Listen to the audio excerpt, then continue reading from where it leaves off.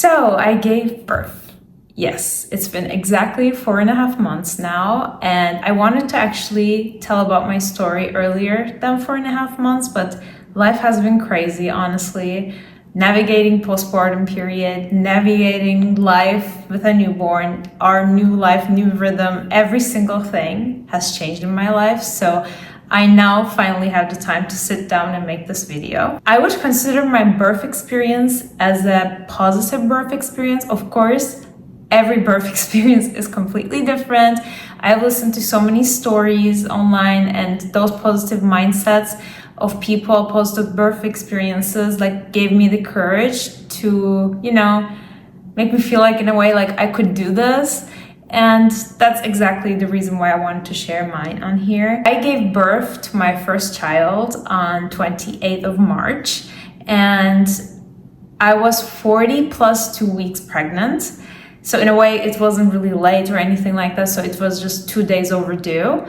But my body was literally screaming for the baby to come out because I had a very rough pregnancy. I didn't have any severe complications health-wise, but I had all of the bad symptoms, I would say. Like I had insane nausea first 4 months. I would consider month 5, 6, and 7 the most comfortable, like the golden period of pregnancy. But then things started to get pretty heavy, literally heavy. I was just ready for this baby to come out. When I was 40 weeks pregnant, we went to the doctors. They checked me to see how dilated I was, and I was literally 0 centimeters dilated. That was a little bit of a bummer, but then they said it's completely normal, and I said I just really cannot take it anymore. The nights were insanely harsh.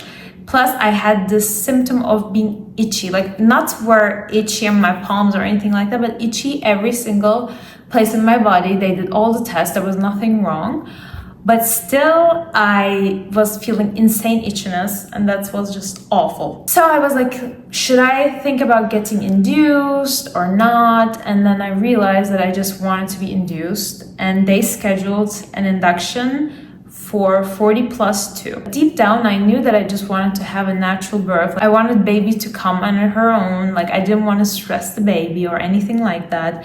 And there were a lot of rumors about induction being more painful because they're not real contractions and so on. So I was insanely worried about that. But then I was okay, the induction is scheduled for the next morning at 7 a.m. and we'll have to be there at 5 and so on. So I was all right, so this is just how things are gonna go, but I just want to pray about it. And I literally prayed so much about wanting to have a natural birth or a baby comes on her own. So what happened is that night at 10 p.m. I started to have contractions, but those contractions, I wasn't worried too much about them because at that point I was having this practice contractions, so I wasn't really sure if it was really a thing. I went to sleep, and then at 1 a.m., I started to have more painful and more regular contractions. Then I was okay, I don't know if this is a thing. I don't know what's happening right now, but I feel like it can be maybe the thing. I'm not sure. We waited, we tried to time them, and they were I think 10 minutes apart or so.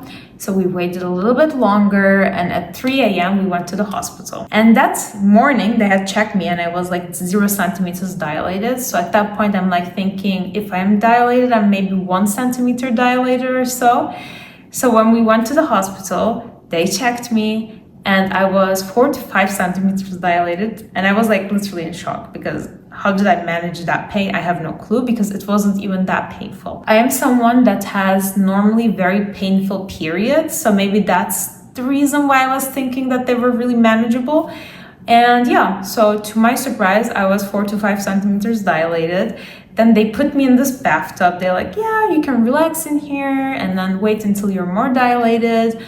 And I'm reminding them I want an epidural, but also the pain is not so bad, so I'm not too much worried about it. So they put me in this bathtub, and I didn't feel any pain. Literally, the pain really calmed down with that warm water. So we stayed there for maybe an hour and a half, while my husband was trying to sleep in this armchair next to me, and I was trying to relax. And I had such a positive attitude. Like I was so excited to meet the baby, I think, and be done with pregnancy that I'm like, okay, it's happening soon for me. So I was in such a positive mindset. I was not fearful at all. I was so excited. And then when they got me out of the bathtub, they checked me again. And the midwife was like, you're 7 centimeters dilated. And I'm like, what? Like, how is this possible, But I spoke too soon. I was like, maybe this pain is manageable, but I still want the epidural. I keep telling the midwife that I want the epidural. I gave birth in Germany, and I feel like people there are kind of against epidural for some reason. Like they always want to force you or encourage you to giving birth without epidural.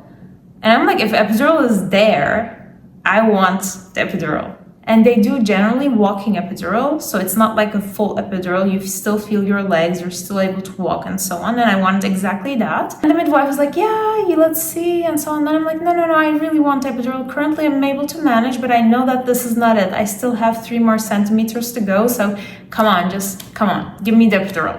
And then she's like, okay, I'll call the anesthetist, so she will come and give you the epidural and so on. But that 1 centimeter difference between 7 and 8 was insane. So then I started to feel extreme pain. When I say extreme pain, I really mean it. It's still manageable. The only thing is that the gap between the pain, like the contractions, is getting really short. So it's like literally 30 seconds and then comes the next one, and it's just like too much to handle. And this anesthetist came into the room and she was like, yeah, my shift is over, so another anesthetist will come and then give you the epidural. At that point, I'm sweating from pain and I'm begging for this woman to give me the epidural. So my husband was like, can you please, she's in really deep pain right now, can you please give her the epidural? She agreed to give me the epidural, and before giving the epidural, she made me sign a document. She had to read this weird piece of paper with all of the complications that I might have, like if something were to go wrong. You may not be able to walk again or whatever, like all kinds of things. And I'm like, does not matter at this point. Please let me just sign and be done with this. I feel like the baby is crying, by the way, in the background. Okay, I'll try to speed it up. Yeah, I've signed the paper, and then she tried 2 times. And then on the second try, she gave me the epidural. That was an instant relief. I felt so grateful for epidural. I prayed for the person, whoever created epidural, I prayed for that person. Like literally, I was insanely happy. And then they checked me again and they said, you're 10 centimeters dilated. And I was like, all right. So then the midwife went to call the doctor. Then she came in the room. Baby emergency, so we will breastfeed and continue the story at the same time. So the midwife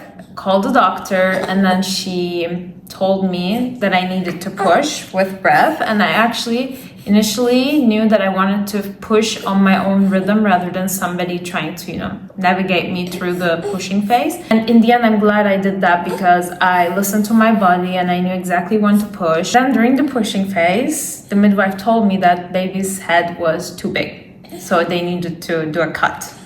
And she asked me if I'm okay with it. And at that point, I was in so much pain that I'm like, go ahead, just do what you need to do.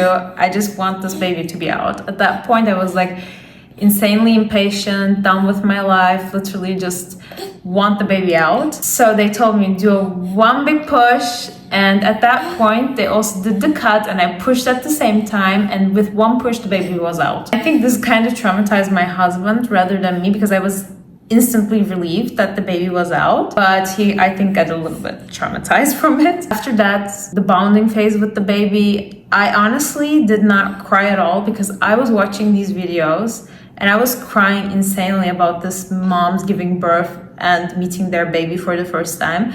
And when I met my baby, I did not cry. I was in genuine shock. I'm like, what do you mean that I'm just meeting my baby? It's so freaking strange to me to go through those emotions. Bonded instantly, breastfeeding, she latched instantly. There was no issue about that. Then they stitched me up, which took some time as well. I would say 20 minutes. My legs were shaking from adrenaline.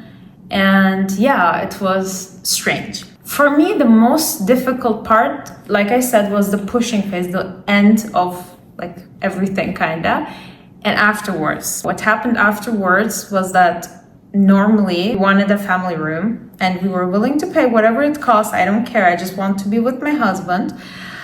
But unfortunately, there was some construction going on at the hospital, so they did not have family room for us.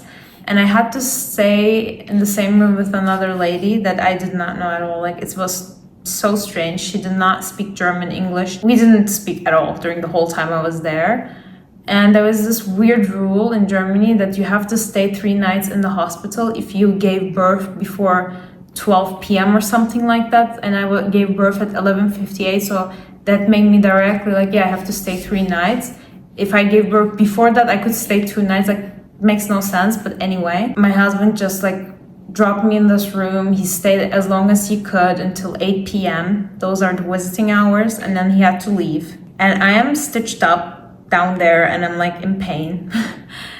Medication is leaving its effect, and I'm like, what's happening? I'm in this room with a baby that I just gave birth to. It's like weird. It was my first time staying at a hospital when I gave birth, and it's freaking loud.